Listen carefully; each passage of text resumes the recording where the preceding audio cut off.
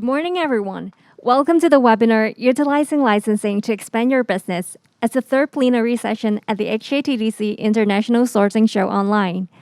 各位观众上午好，欢迎参加香港贸发局国际采购会网上研讨会品牌授权新商机。With altogether more than 15 webinars on International Sourcing Show Online's Intelligence Hub, please visit Intelligence Hub on our ISS website and gain insights from industry experts. Apart from joining the webinar, don't miss the chance to meet your potential suppliers by using our AI-powered click-to-match business platform. Kindly be reminded to register if you haven't done so. This webinar will be conducted in English, and you could choose 普通话 as the interpretation language by clicking the interpretation button at the bottom of the screen. 此研讨会将以英语进行，您也可以用普通话收听演讲，只需要按下荧幕最底部的口译选项，就可以挑选语言了。If you have any difficulties, please seek assistance from our staff at the chat box. Without further ado, may I now invite our moderator, Ms. Tani Wong, Managing Director, Asia, Licensing International, to kick off the webinar. Ms. Tani, please. Good morning, everyone. Thank you for joining us. Today, we are very excited to have 4 licensing experts to share their insight in the licensing business to help toys and gift manufacturers navigate through us. So the speakers for today are Ms. Marilu Corpus, Managing Director for Asia, MDR Brand Management. Mr. Ryan Lee, Co-founder and EVP SmartStudies, the brand owner of Pink Fong and Baby Shark. Mr. Tony Zhu, Managing Director of Vipo Global Limited, and on my side is Mr. Leung, Director, Matrix Promotion Limited. Each speaker will give a 10-minute sharing, followed by a panel discussion and Q&A section. If you have any questions in mind for the speakers, please feel free to share it in the Q&A box too. So before we start our sharing today, so let's get a quick warm up with our fellow audience, because actually we want to get a sense of where you come from and what is your experience of our licensing. So let's launch our post now. So here you can see the questions. How long have you been engaged in the licensing business? So you have 10 minutes to cast your poll.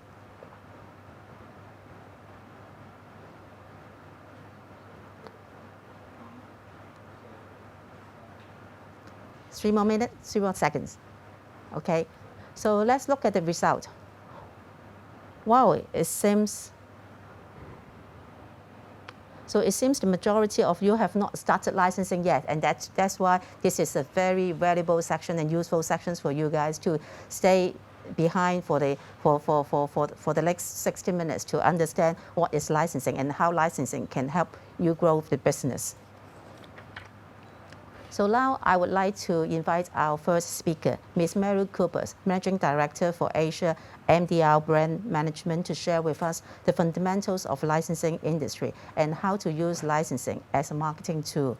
And just a little bit in bios about Ms. Marilu, and she has 36 years of experience in international licensing and marketing. She founded Cake Licensing Asia in 1998 and was its chairwoman and president during its operation. MDR Brand Management acquired Cake Licensing Asia last October 2020. And by the way, Marilu is also the former board member of Licensing International, which is the associations that I am working with. So without further ado, Marilu, the stage is yours. Everyone, it's a pleasure to be here, to be able to introduce to you the business of licensing. So this morning, we would like to talk to you about how it goes about to become a licensee. So first, we need to understand what is really licensing about. It is when you're able to take a brand and put it on your product, and in return, you pay the brand owner some money, which is called royalties.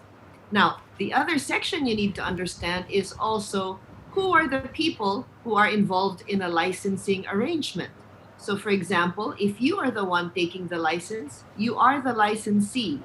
If you are speaking to someone on behalf of the licensor, that is the licensing agent, and the licensor is the one who owns the brand. So where do they get this? What is normally the kind of brand that you can take for a license. There's games like World of Warcraft, Pokemon. There's fashion brands.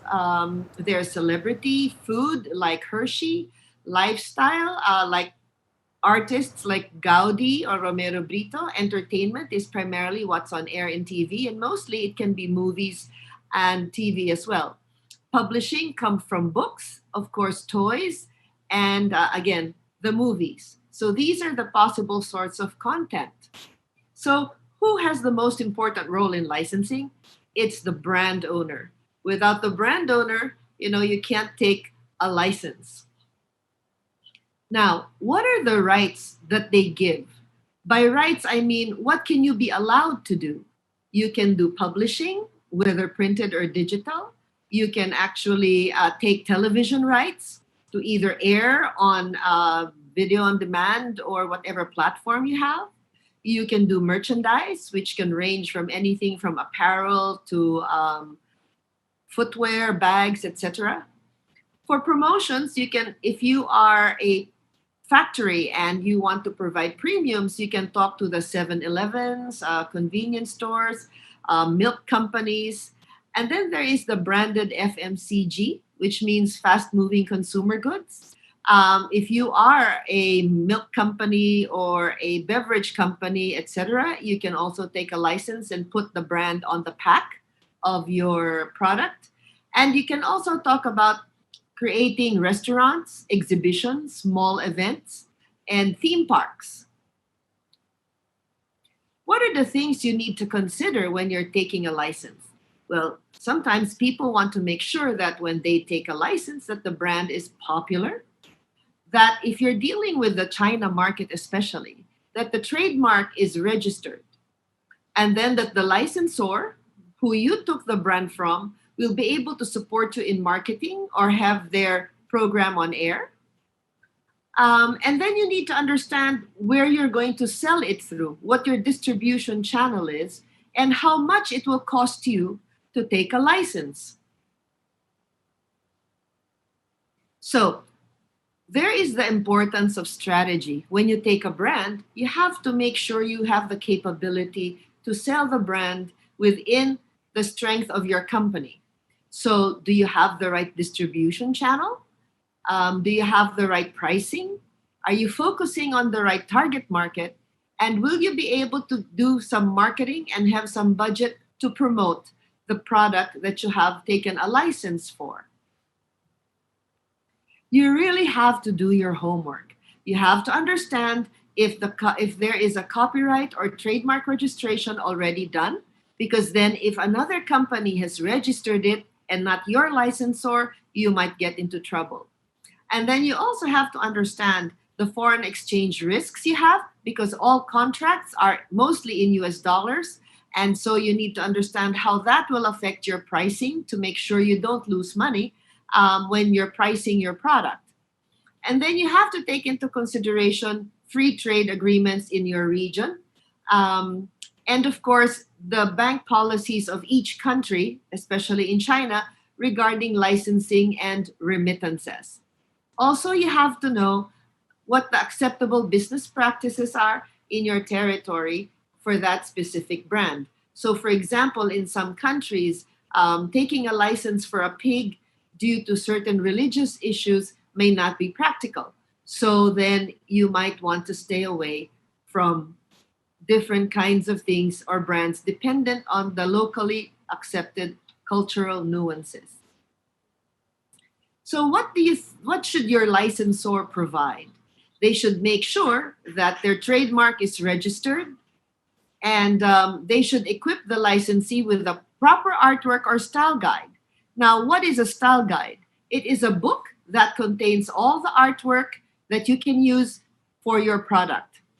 And also, they should make sure that the brand they are licensing to you is sustainable by providing marketing activities.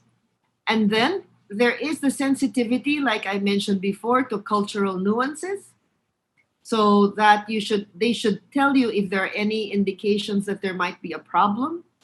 And then they should also deal with tackling the infringement issues. So if there are other companies who are selling fake products, they should address that on your behalf. And then they should continue to support you with updates on what's going on in the other territories in case you're interested in buying from other licensees or selling to other licensees in the other countries. So, what makes for a good licensee? That you have very good distribution channels, that you have quality and consistent product, that you follow the factory requirements of the licensor, that you submit royalty reports in a timely manner, and that you make your payment to the licensors on time. It is also good to communicate with your retailer or your buyer a lot of the time, and that you are able to provide a certain percentage from your profits for the marketing budget. So I'm briefly giving you an idea of what the royalty rates are, meaning the payment that you will make based on your selling price to the retailer. For merchandise, the range is 8 to 12% on your selling price to the retailer. For branded consumer goods like food, it can range from 2% to 8% of your selling price to the retailer. For companies and factories that manufacture premium items, it can be 10 to 12% on the landed cost. And if there's a DTR or a direct to retail, it can either be FOB on a 16 to 18% or 5% of the retail price. So, what are the realities? And unfortunately, not all realities are always good, but there is a balance. So, there are so many brands that are available out there and very few licensees and really limited shelf space. When you go to a department store, you see all these brands in one shelf trying to fight for space. And then sometimes, right at this time, there's too much old inventory from 2020 that some buyers in the department store or retail store may not be interested in acquiring new product. So the alternative is really online selling. Now, if you have an online platform that you can work with or know someone who can work with you on that, then that is a good alternative. The other thing you need to know is, what are your competitors doing these days? How are they penetrating the market? You should always know what your competitor is doing. And of course, we need to make sure that you support your digital, provide marketing support through digital platforms, influencers. You know, influencers are great marketing tools, bloggers, and you post it on TikTok, in Facebook, in IG, or in some QR code promotions. That's it. If you have any questions, we look forward to hearing from you later on in the morning. Thank you, Marilu. Thank you, Marilu, for the clear explanation about licensing basics. Now let's turn on to the licensor and drill a little bit more about how a brand owner can operate their brand. So our next speaker is Mr. Ryan Lee, co-founder of and EVP of SmartStudy, the brand owner of Ping Pong and Baby Shark, to share with us his branding strategy and experience in managing licensees. Ryan is the co-founder and executive vice president of SmartStudy. Through Ping Pong, the company has produced more than 5,000 songs and stories, such as Baby Shark, which created a viral phenomenon around the world. The company's Ping Pong app series has achieved #1 spot as the highest grossing educational content on mobile in 112 countries, with 250 million downloads worldwide. So over to you, Ryan. Hello, everyone. It's my great honor to be invited to this wonderful seminar. I'm going to share my journey with Ping Pong and Baby Shark. This is Ryan. I have 20 years of experience in content and gaming business. Maybe everyone is quite familiar with the Baby Shark, but how about let's watch the short clip about the Baby Shark.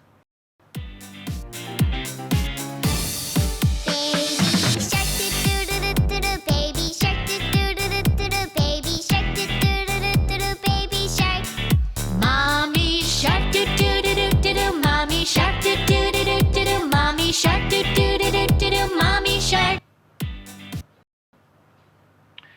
Yeah, I think many one, especially who have children or nephew, quite familiar with this video. But this video is just not only a short video, it makes some phenomenon. It's more than just a music video. I'm gonna share how this short video evolved into brand and IP all over the world. It hit around 8.1 billion views. It's the number one most watched video in the YouTube. And more than that, it's regarded as music. We got some platinum and diamond button from RIAA in US, and it also hit Billboard one top 100 more than 20 weeks. And many people covered Baby Shark song in that they make their own video, and it's loved by more than 1 million fans all around the world. And now we are working with some PAHO and Eco Drive in Hong Kong. So we would like some focus on more than fun, like for the ecological and for the environment. And so we make content more influential, more impact to the world. And so now Baby Shark turned into the most beloved brand in the world, more than just a music video. Then many people ask me, is it something coincidence? It's a lucky one chance. But I'm gonna share 3 things that make Baby Shark to be a wonderful brand in the world. Number 1, we make brand very consistency. Consistency is a wonderful thing for the brand.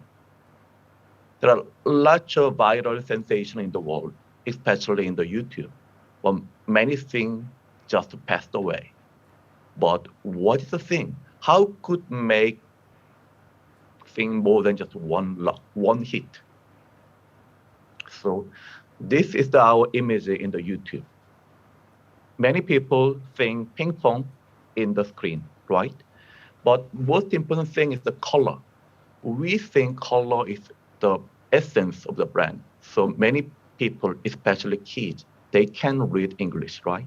But they catch the shape and the color. And ping pong is our character. But more than that, we put the pink in the name of the ping pong. So many kids they think the character, the fox, and they watch the color, and they think, oh, it's a ping pong. It's like a pink fox. And even in the logo, we add ping pong. The Baby Shark is quite good name, but we add ping pong. It's literally like some umbrella brand. And more than that, let me see. Okay. Yeah, it's just a 3-second jingle, but it makes kids, oh, now I'm watching ping pong. Even though the character is not in the music video, but many kids think that I'm watching ping pong. So they regard ping pong is always they are watching. I think 3-second jingle is quite important thing for the accomplishing the ping pong brand. And I'm going to share the second thing. Ping pong is not only character, it's also name of the content and the brand. It starts from the 1 or 2 minute music video, but now we evolved into anime series and also cinema. And we're gonna make some tour, like some idol thing, like BTS or Blackpink. Yeah, like that. 3 thing is we build more than ecosystem. It's for the kid. So we make 360-degree some ecosystem. We provide our content to OTT, IPTV. More than that, we make some licensed product or mobile app and YouTube channel and even the live show.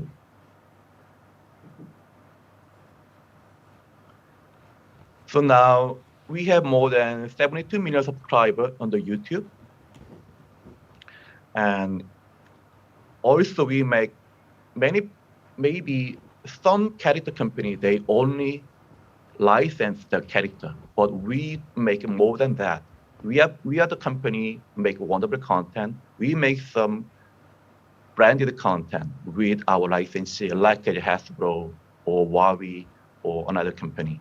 So many people think Baby Shark is just more than just a licensing character. We make content for the user and for the viewer on the YouTube or the other platform.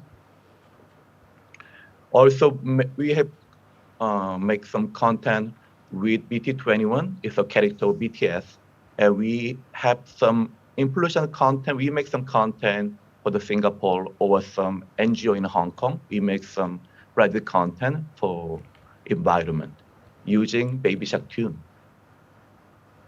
Also, we have some experience. The world-known company like Kellogg and Hasbro or Spin Master.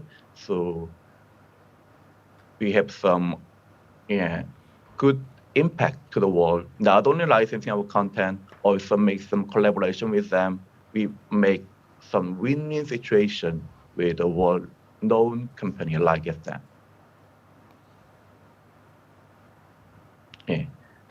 Just some picture, and we work with large company in the world, F&B, fashion, game, or landmark.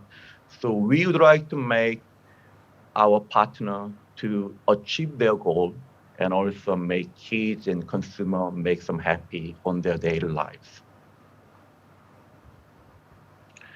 It's a good experience. We have a wonderful work with Huawei. We make them the #1 toy company, and it's one of the best-selling toy for the 2 or 3 years.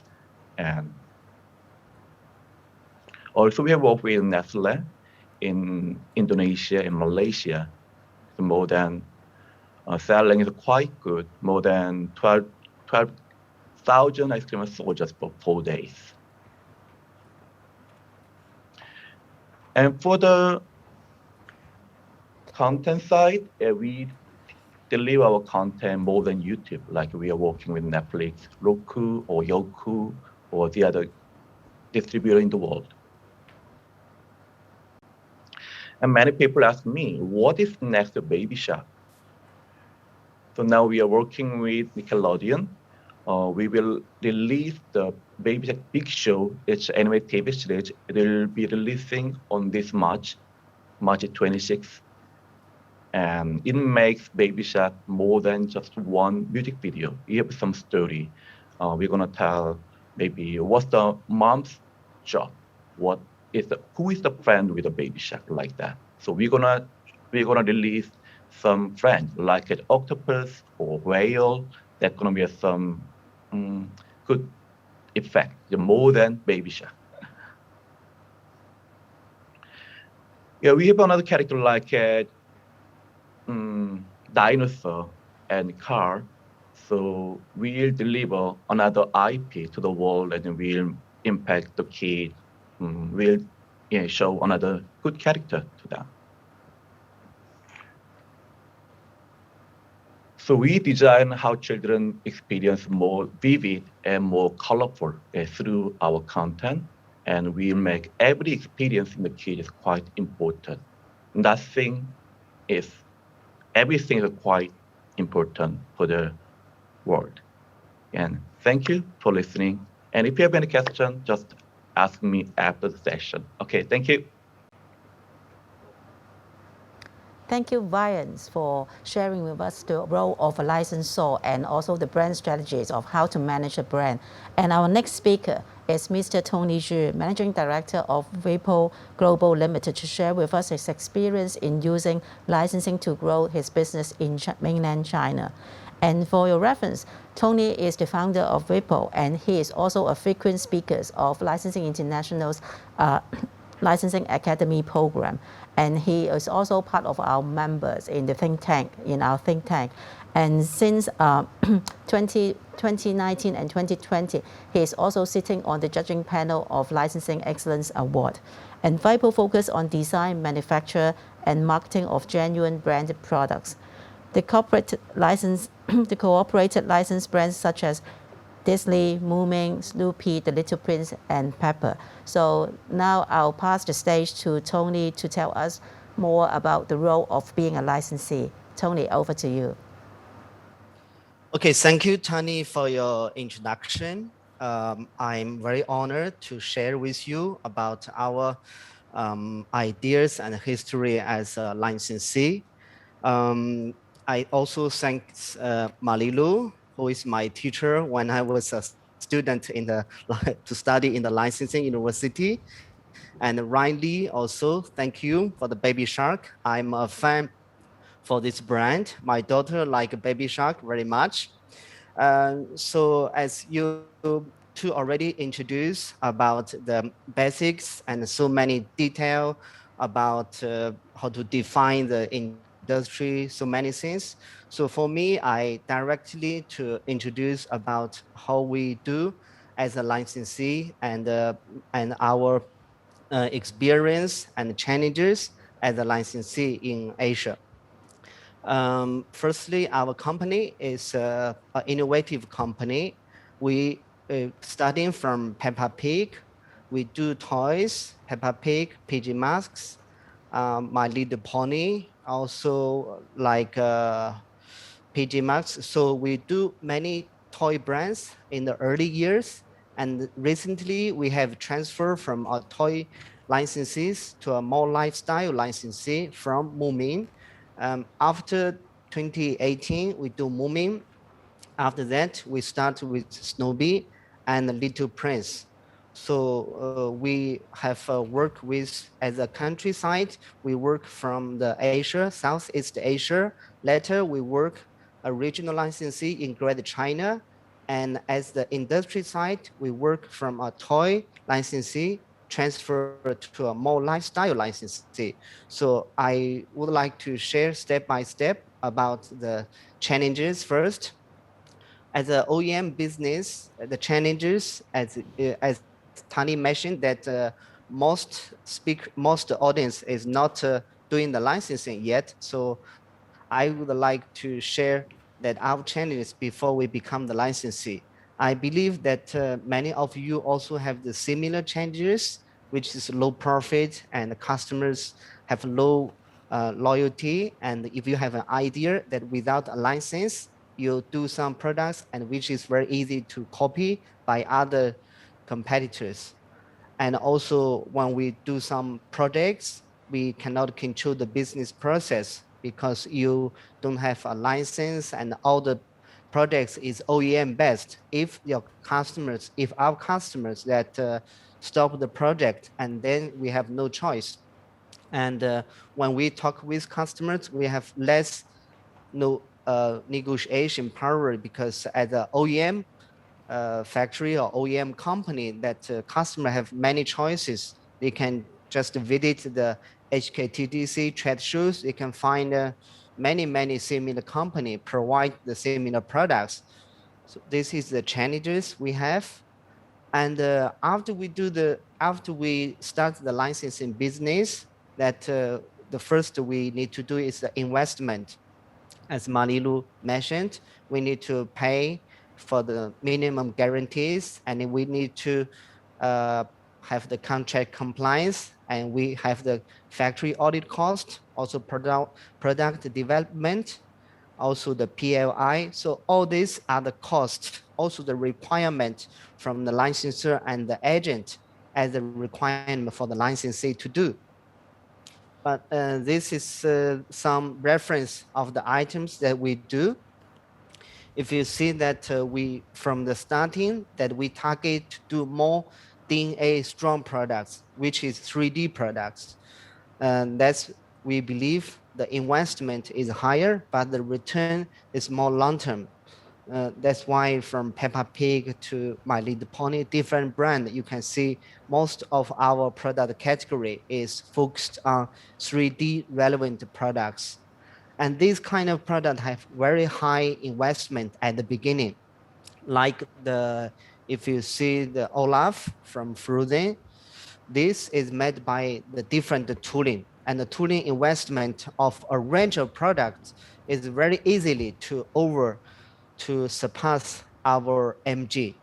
So the licensor and the agent like us because we will invest the product which the market need and other licensees might not to do because they more like apparels, like a stationery, like this kind of easily to pass the stickers. But for us, I think the challenge is opportunity. There is a need for the retailers and for the brand fans to looking for this kind of products.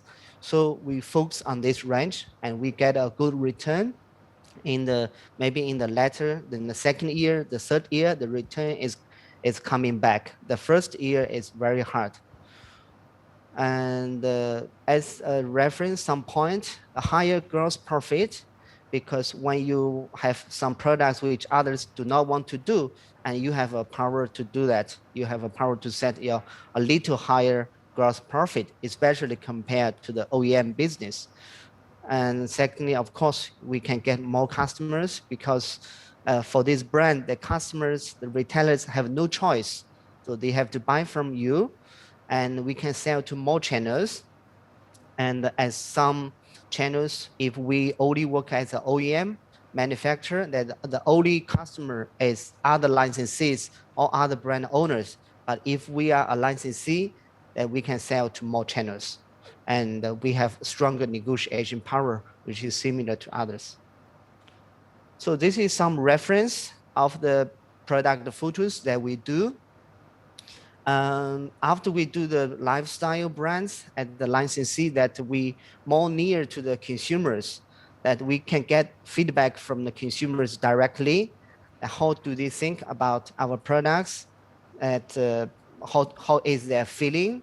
We are very happy that many of our developed products bring the happiness and joyful to the kids and to the adult. So this is the real photos in the real consumer family.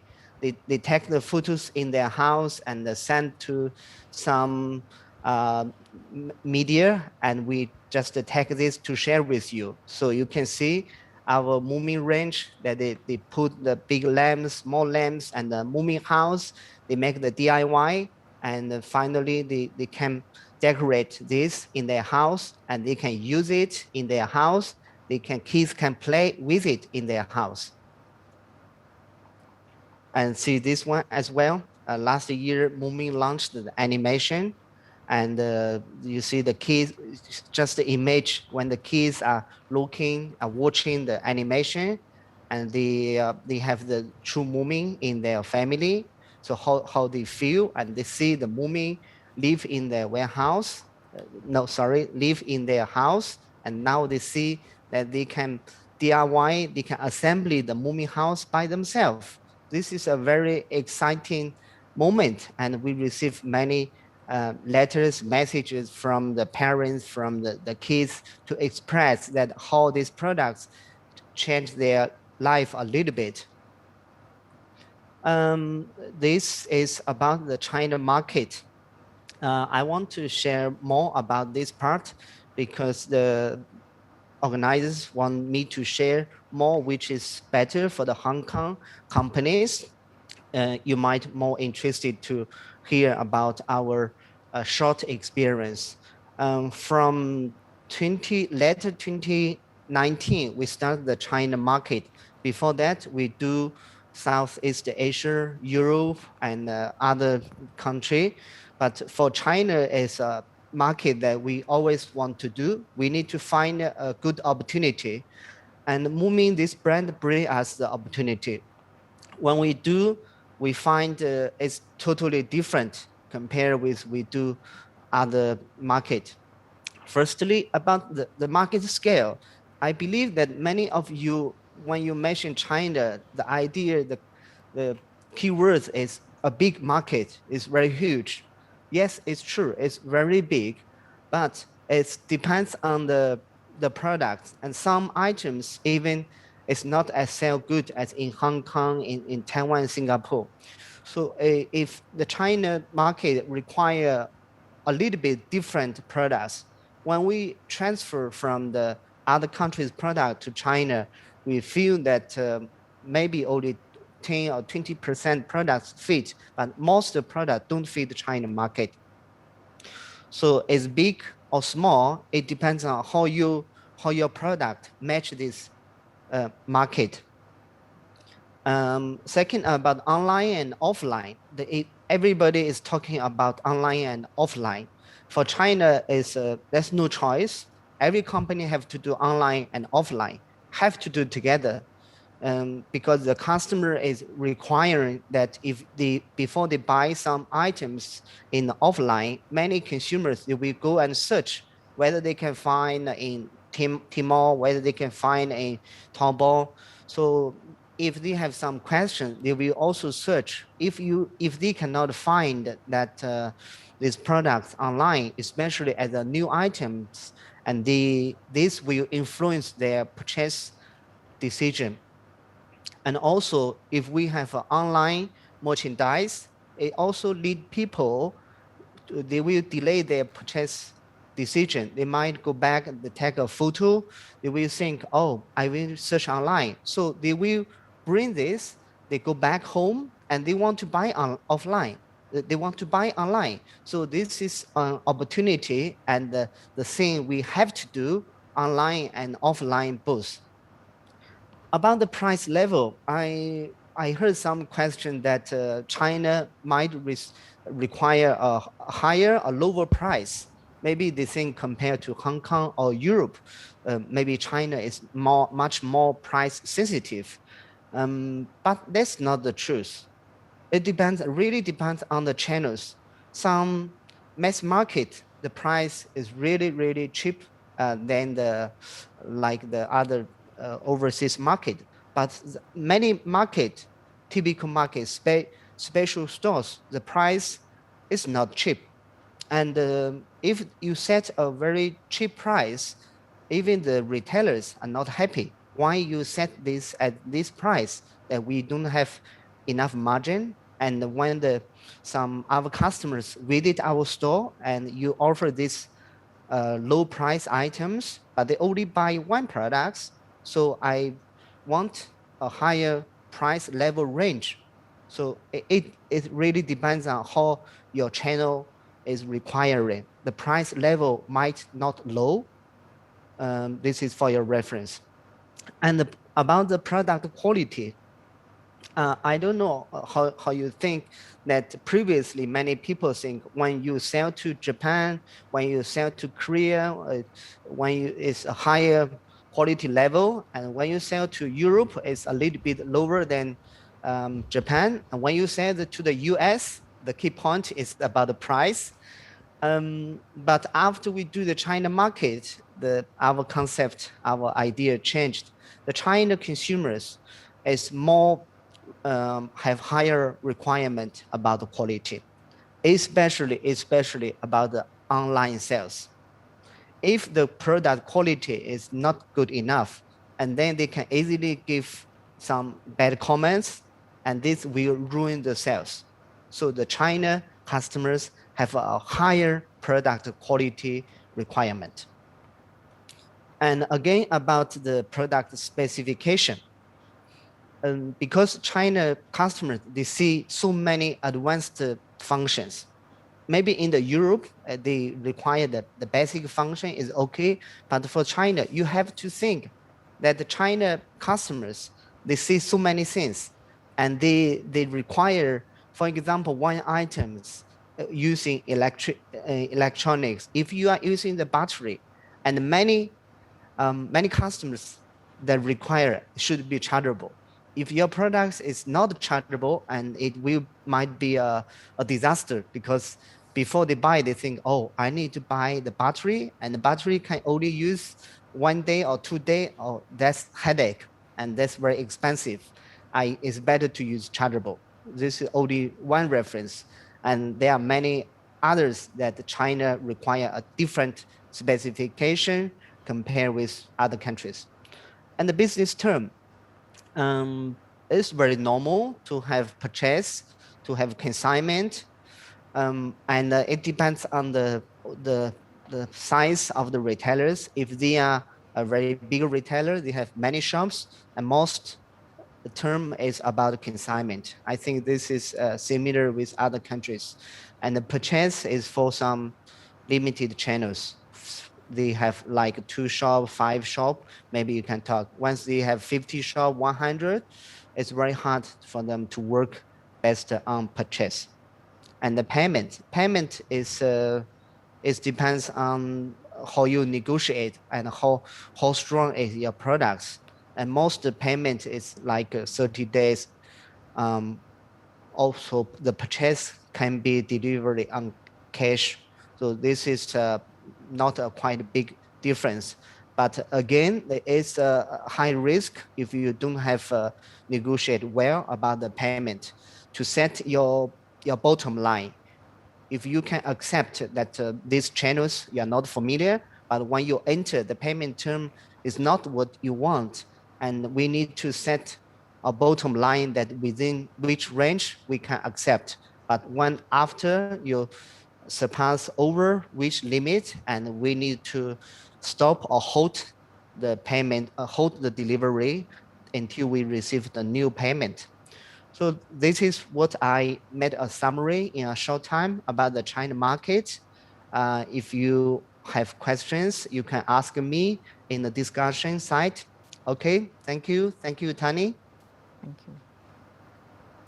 Thank you, Tony, for your explanation about the role of being a licensee and also the very detailed overview about China market. And now comes to our last speakers for today, and which is Mr. Ray Leung, Director of Matrix Promotion Limited, to share with us his experience in handling licensed products, compliances, and distribution strategies. Ray is the founder of Matrix Group, and he has been engaging in the communication between manufacturers and brand owners. For example, Hello Kitty, Barbie, Gundam. Such experience enables him to become in the next generation of IP derivative entrepreneur. Over to you, Ray. Thank you, Tani. This is my honor today. I can stand here to share my opinion. My name is Ray.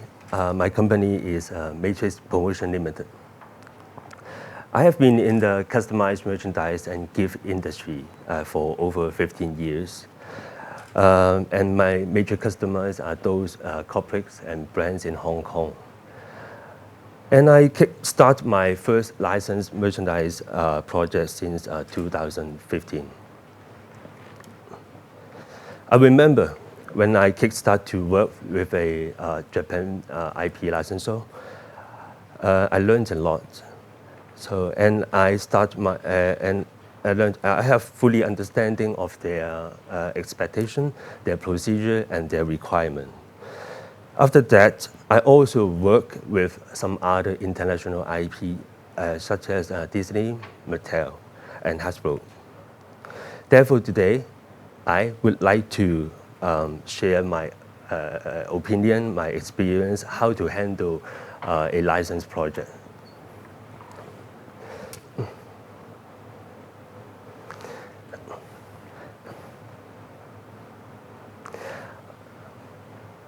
I found wide product range and you need to know everything is very important factor to make you success in the license industry.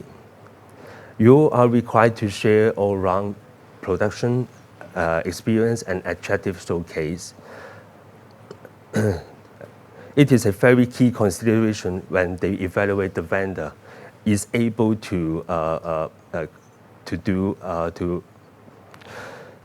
when they evaluate the vendor to approve a license project. You also need to continue add new product and replace the declining product from time to time. You will get higher score from the licensee. Nevertheless, they do not want to handle such a long list of 30 to 40 SKU. They rely, in this situation, they rely on your expertise and opinion on production and product recommendation. And product recommendation and advice. You need to let them know early which items are okay for production, which items are okay for customization, and which item can fulfill their requirement. It is also important. It is because in the product development stage and the design stage, it is very important to them. If they found you are experienced and reliable, they rather talking to you instead of dealing with different vendors at the same time. Because you need to understand if they select the vendor, they have to give you a lot of intensive training about the IP guideline and the requirement. And my warmest reminder to whom who may want to enter to the licensing business, if it is an opportunity to say no, then it is more safer for a company always to say no to some question, to some extent, especially to some unreachable idea. Because when you engage into a licensing project, there is low chance for you to make a failure. Because on the licensing project. And the second point is compliance of production and quality assurance. Compliance issue is another important factor that you should be aware of, which are talking about the compliance of manufacturing process and the quality assurance. You have to assure everything is compliant to the licensing partner, following strictly their requirement, guideline, and contract terms, including the usage of color tone, SS coverage, copyright, privacy rule, something like that. A licensor is considering your company is able to fulfill all the requirements before giving you a chance to start the licensing project. Building socially responsible and environmentally sustainable supply chain has become a critical mandate for the licensing industry.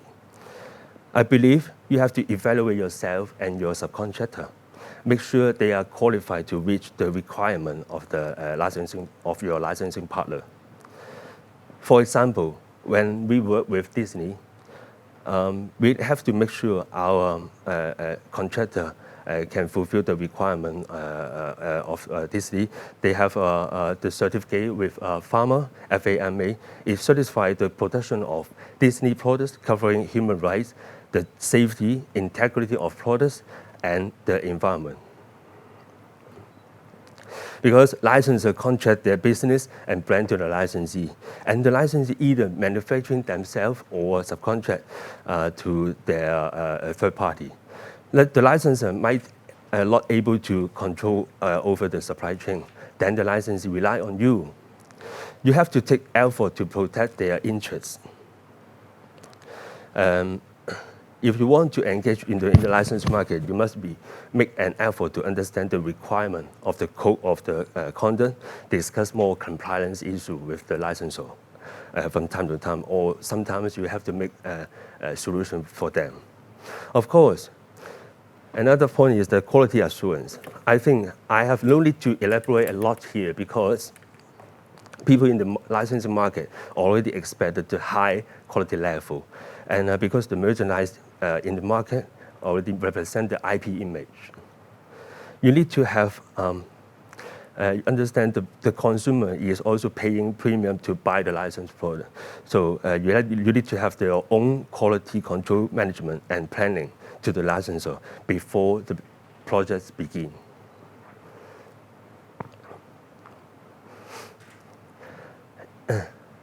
Okay, and the small order trend. Limited edition is the new trend. In today's world, many products have a very short life cycle. If a licensee wants to survive, they tend to order less, but more SKU to distribute to the market. Another reason is that there is a trend, many brands actively exploring the collaboration opportunities with IP licensor. We can see there are lots of brands crossover with IP in recent years, and the promotion period is very short. Normally, it is about 2 months to 6 months. In fact, the brands will tend to make limited edition merchandise because it can also deliver the higher value to the brands.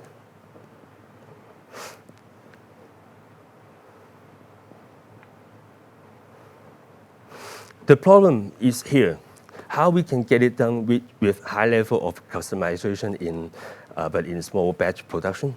If your answer is no, or you directly reject the lead, it makes you miss the order and the chance to build relationship with the licensee. In my opinion, in today's rapid growth production technology makes this happen. Like 3D printing, UV sublimation, print, and some new materials can easily get to get the small batch production done. I think you should try to explore more solutions and provide counter proposal to the licensee. Start from small order is relatively easier to kickstart into the licensing industry. Even it is a small order, you can also develop more showcase to enrich your portfolio is also important to keep you stay in the licensing business.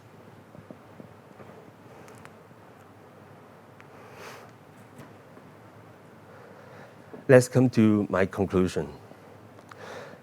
From my opinion, Hong Kong is an ideal platform for licensors, licensee, agent, and manufacturer. They work together because Hong Kong has lots of advantage.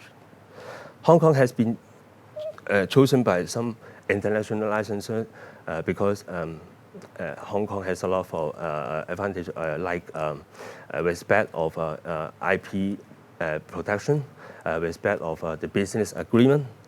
Hong Kong has lots of talent and very strong logistic and distribution network. And last point is very close to the mainland. Therefore, many global IP, they will come here as a base to expand their business in Asia. I foresee Hong Kong will become one of the top licensed merchandise market in Asia. It is a big potential for the local business to grasp this opportunity. I believe it always will not be too late to enter into this licensing industry in Hong Kong. That's all of my presentation. Thank you for your attention.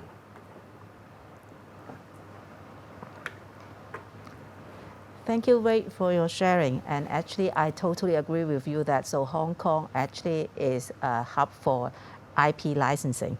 And now we'll enter into the panel discussion with Q&A followed. And if you have any questions, so please feel free to raise them by clicking the Q&A icon. And now let's bring all the speakers on screen again. Hello, Marilu. Hello, Tony. How are you? Hello. Hello. Okay.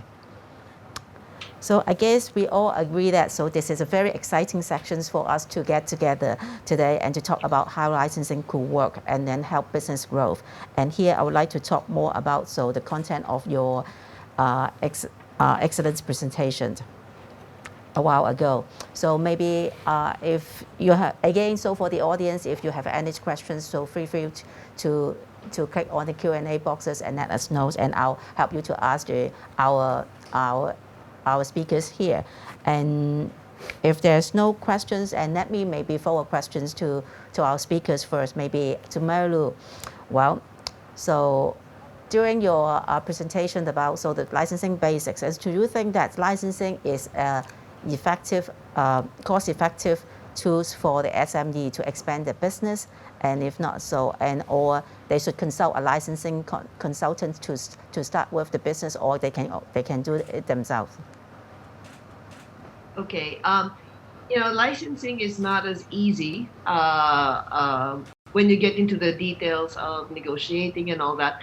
But if you are very strong in your core business, if you are in paper products, fine, stick to paper products. Don't embark on other things. but I do think that licensing is a good, strong marketing tool to go into other markets because there are so many competitors. And being a generic brand, if you want to hit a specific target market, getting that brand for that target market will certainly make it faster. And your cost, although you have cost in licensing, if you develop your own brand, you will also incur costs, and it might be more expensive because your brand is by yourself, right?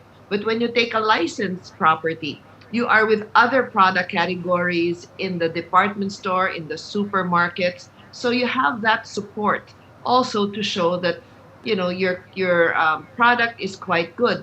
So I do think it is a logical thing to go into licensing because it's a shortcut. And while you have costs, you also have a group of people that work with you on building the brand, not just yourself. Now, to the second question of should you go with a consultant? I think not. I would prefer that you talk to Tani, of Licensing International, because she knows the in and outs of the business and knows a lot of people. And also to talk to licensees, people who are existing doing licensing, and also maybe some buyers. If you're already selling to a store or something similar, maybe you converse with them because they're the ones in the market. A licensing consultant, they may cost, and you have to study if they really have the on-hand experience or they're just really talking, because you're the one who's going to spend the money in the implementation. So it is important that if you really want to speak to a licensing consultant, that they also have the experience in firsthand. Thank you, Marilu. You read my mind. Actually, so this is what I want to say. So if you want to know more about licensing or want to get started with licensing, so join us, Licensing International, visit our website, and there is tons of information there. And of course, the next step is to join our association as well, and then so be on our platform, and then interact with all the licensing experts so around the world. And while we are talking about taking a brand, so I think I agree with you that it is a very cost-effective way of doing licensing to expand your business. And then, but on the licensor side, and I want to ask Ryan, so in your presentation, so you emphasis about brand consistency. So is there any tips to gatekeep the licensee to deliver your brand within your expectation, and especially if your property has transcend across all different countries, so how can you manage the consistency of your brand? Yeah, thank you, Tani. It's a wonderful question. Yeah, I think maybe it's not easy to make consistency on your brand. So I think brand owner should have spend their energy and time to how I build our brand consistency, even the time of some pandemic area. So many people quite worried about how can I digitalize about our brand or my brand. So brand owner, first thing, should have their own insight and direction. So everything should be digitalized, and software will change everything. So first thing is that we should quite familiar with the new tech, like something VR, AR, or AI like that. The second thing is that they have their own, maybe some coach or some mentor to talk about real voice of the customer. So we are in the company, so many people report me. That's but we should think and hear the real voice of the customer. I think that's very important. Okay. And final thing, and make some system, because one person cannot handle everything. So like Disney or Centennial, the world-renowned brand, they make their own system to make systemized. And there are two things. One thing should be like something, it make consistency. But sometimes we make some acceptance there are many cultures quite different, like South Korea and China and maybe United States. So in that case, we should admit something. So consistency and something changeable should be go together, like yin and yang. So make some balance between that. Yeah. Okay.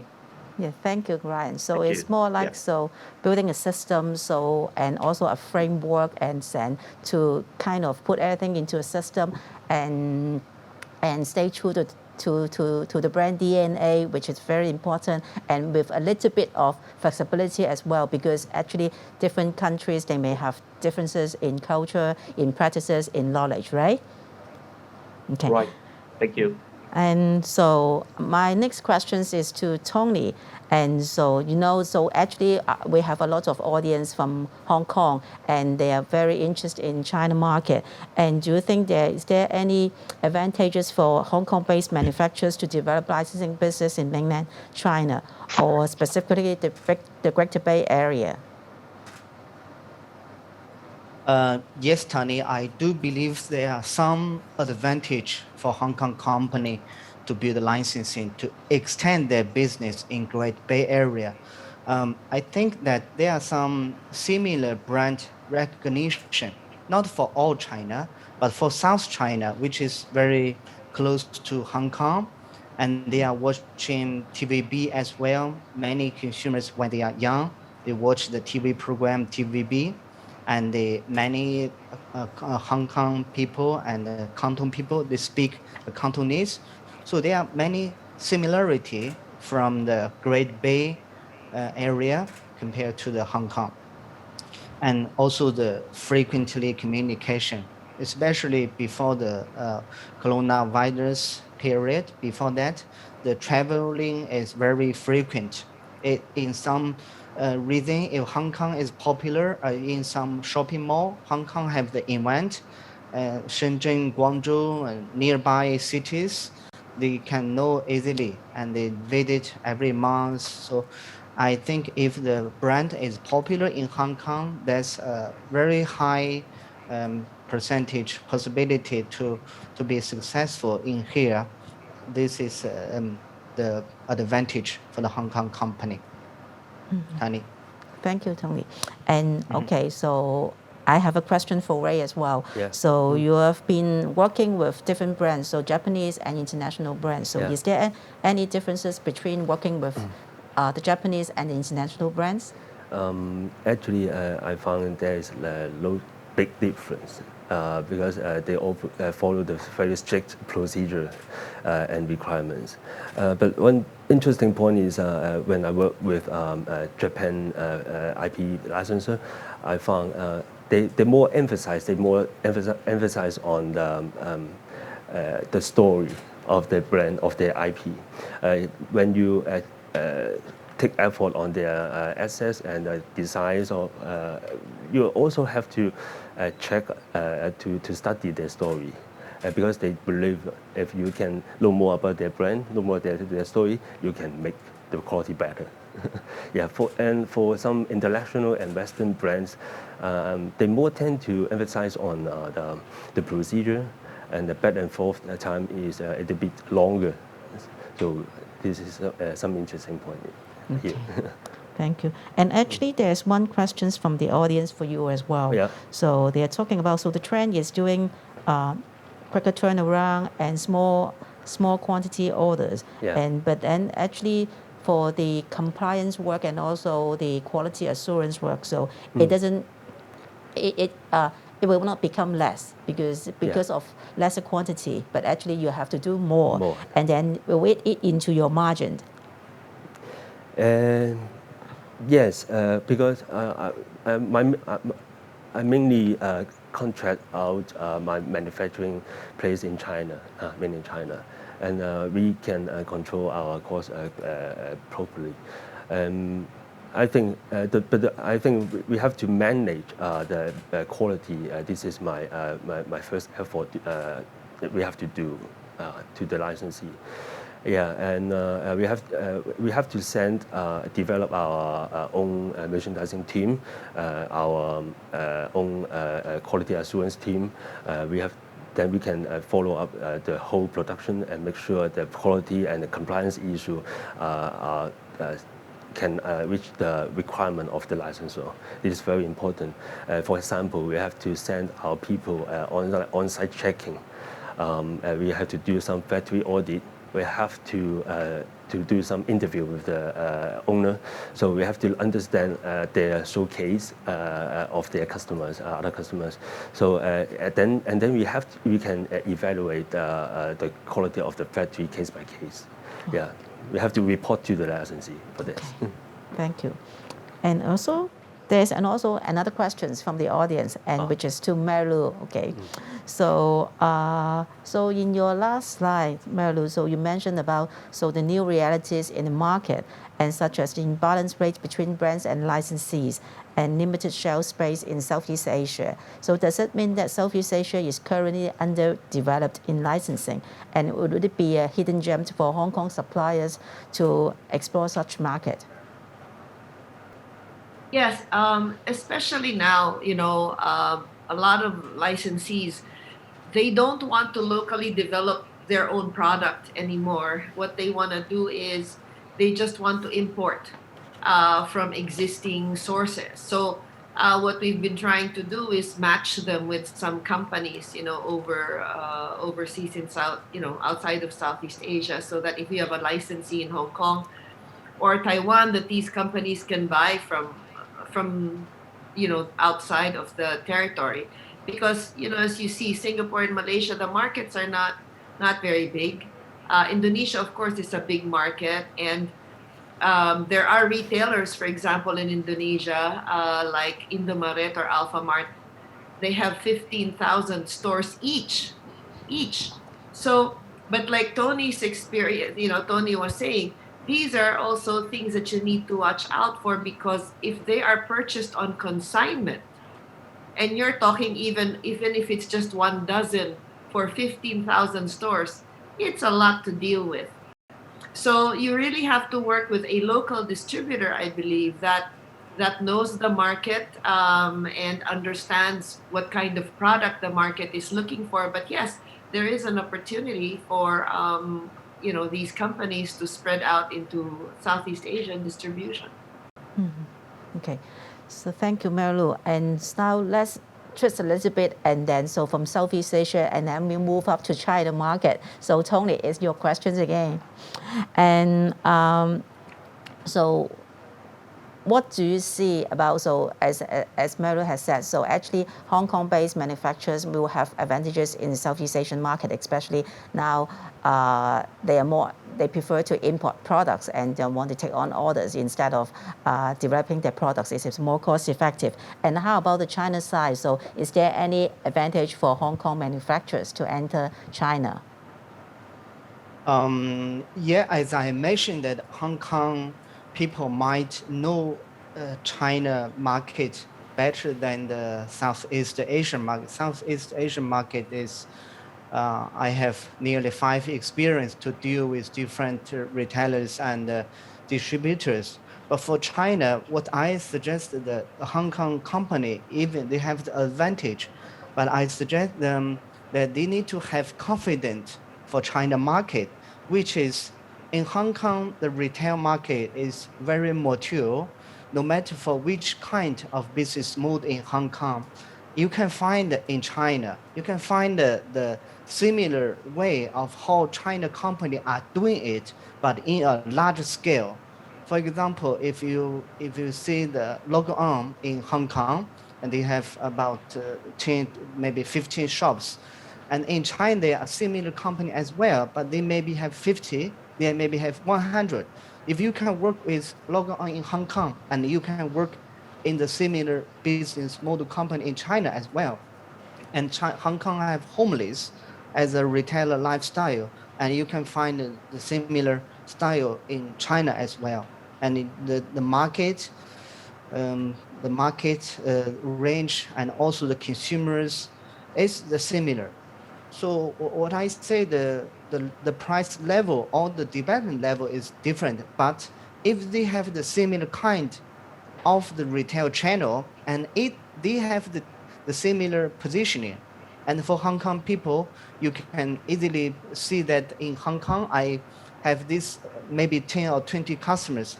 But when I move to China, I can see that in which cities that I can find a similar positioning and to talk to them that how you can help these retailers to do business. And when you talk to the retailers, the only thing that can decide whether you can do with them is whether you are matched. If you are matched, then your price, your products range are matched, your pricing are matched, and the brand are matched, and you can easily work together. I think the consignment or the payment term will be not a problem anymore. When you can do the consignment in Hong Kong, the similar company you can do China. So Hong Kong company really have a big advantage. And for us, we are similar with that. We have many Hong Kong customers.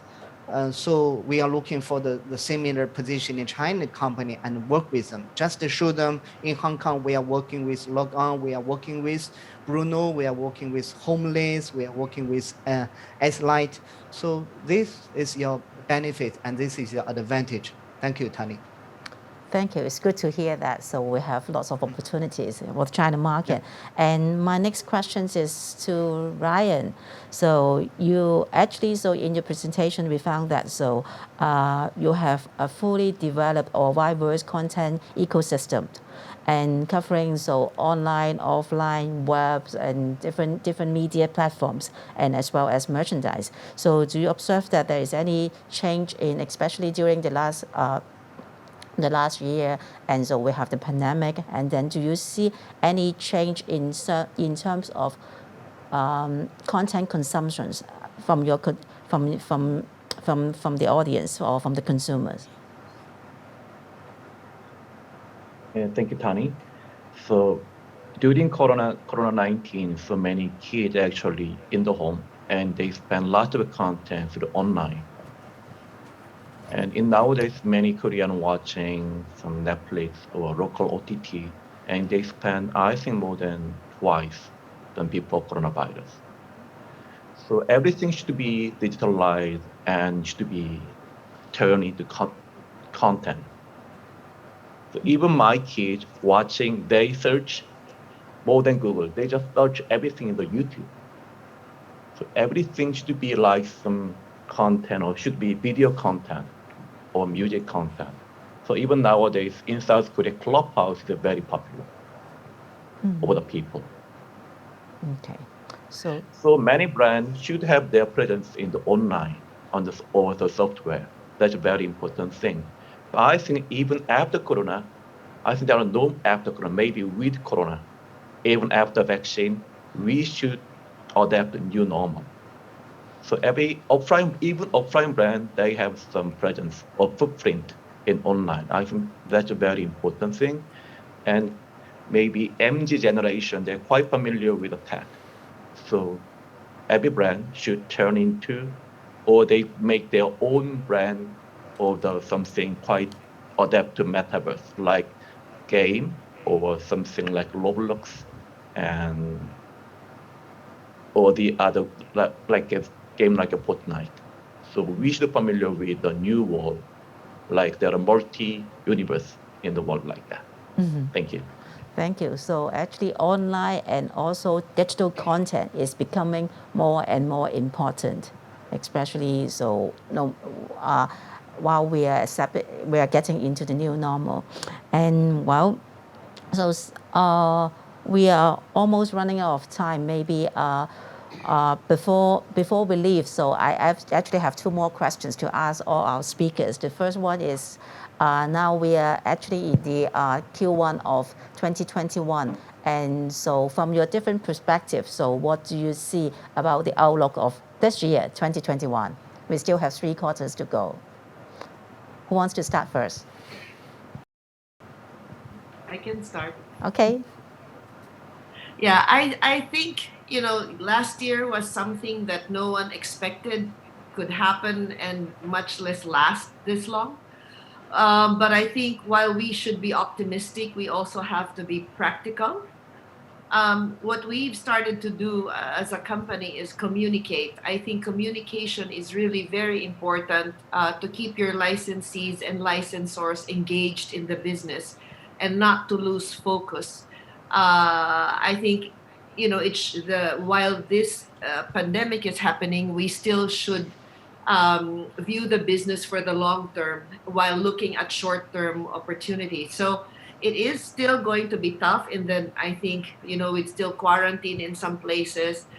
We've been able to set up some communication with licensors around, in Russia and in the UK or America, and they've actually joined us in our sales calls with licensees. It doesn't matter if it's 4 in the morning their time, but they really are taking the business continuously seriously, and so that when this whole thing gets back as close to normal as possible, we will be already running, and preparing the licensees, and with assets, new style guides, new promotional, tactics, etc., so that as things get better and better, we continue to roll over, because we are all here for the long term. Yeah, thank you, Marilu. So it's good to see that. So the ball keeps rolling, and so who's want to share with us so your outlook about 2021? Tony, do you Okay, want? Ryan first. No, Okay. Tony, after you. Yeah. Okay, thank you, Ryan. I think that even in this period, as Marilu mentioned, we need to focus, and we especially need to choose carefully in this stage, because many companies, partners, even in this period, maybe in the not a normal situation, or we can call it new normal situation. We need to choose our partners, including the brands, channels, carefully. We cannot be hungry or hurry. We still need to keep that how we choose our partners, how we choose our brand, how we innovate our products carefully. And we need to focus on our strategy, because no matter the short term or the long term, the focus is still there. And then we can, if we want to have a better future, we need to expand, and we keep expand the business within our focus. Thank you, Tani. Thank you. And Ryan. Yeah, I think maybe after July, Mr. Biden told like that US citizens will experience Independence Day from the coronavirus. So I think there are some consumptions with revenge will happen maybe autumn or winter. So for that, I think we should prepare our product or some schedule, but we cannot predict them anyway. I think there will be more good time will be coming very soon. Yeah, that's my belief. Thank you. We Thank hope Tani. so. And Ray. Yeah, I also agree with Ryan. I also expect the economy will become much better after July. Yeah, because I also touch base with some our customers in Hong Kong, and they also told me their plan is ongoing.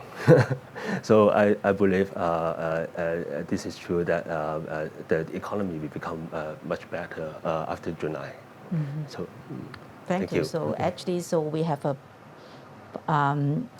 pessimistic outlook for 2021, and again, so here come to the end of section. And before we leave, maybe my practice. So please, I will ask each speakers to give us one piece of advice before we end this section. So why do we start with Ray first? Advice. Yes, just one in one sentence. Yeah, I think if you want to enter to the licensing business, I suggest you have to equip yourself, prepare well. Be prepared. Right? Yes. Okay, so then Tony. Yes, one sentence is choose carefully, focus, and expand. Thank you. Thank you. And Ryan, what about you? And there are wonderful one sentence, lots of wonderful one sentence in the world, I think, but I think maybe for the business, I think curiosity is a very good asset. Yeah, be curious to everything, maybe change of the world or the other lots of brand. Thank you. Thank you. And Marilu? I think for the bottom line, everybody is doing this for money, right? So I think you should do the math. You should compute, figure out your margins, make sure you've got the distribution channel to expand your product sale in the different markets. So yes, compute. I think it's necessary before you jump into a business because it is an investment. As as everybody has said, it's not just money, but your effort, and all the time that you will put into a new business because it is something that is different from where you are now. So I think you should really do your homework. Thank you, Marilu. I agree with you. So as a whole, so we have to compute, learn, and be flexible. And of course, if you are interested in licensing, and my last piece of advice in one sentence is learn licensing with Licensing International. Okay, so here's come to the end of our section, and thank you. A big thanks to all our guests for your valuable insights, and thank you for you all for joining us. And I hope you could learn a little bit more about licensing and also how to leverage licensing to expand your business. Thank you. Thank you, Tani. Ladies and gentlemen, you'll soon be directed to an online questionnaire after you log out the webinar. We'd appreciate if you could share your comments, which are very important to us. Don't forget to check out the HKTDC International Sourcing Show online, a one-stop online sourcing platform for you to explore global business opportunities, featuring webinars like the one you're watching right now, as well as virtual exhibitions and smart business matchings. If you're interested in registering a buyer, please stay on and we'll show you a short video to take you through the steps. Our next webinar will be on Toys and Children's Product Safety and Regulations Updates this afternoon. Join us again to learn all the key updates on toys and children's safety and regulations. We look forward to meeting you soon at the future HKTDC events. Thank you and goodbye.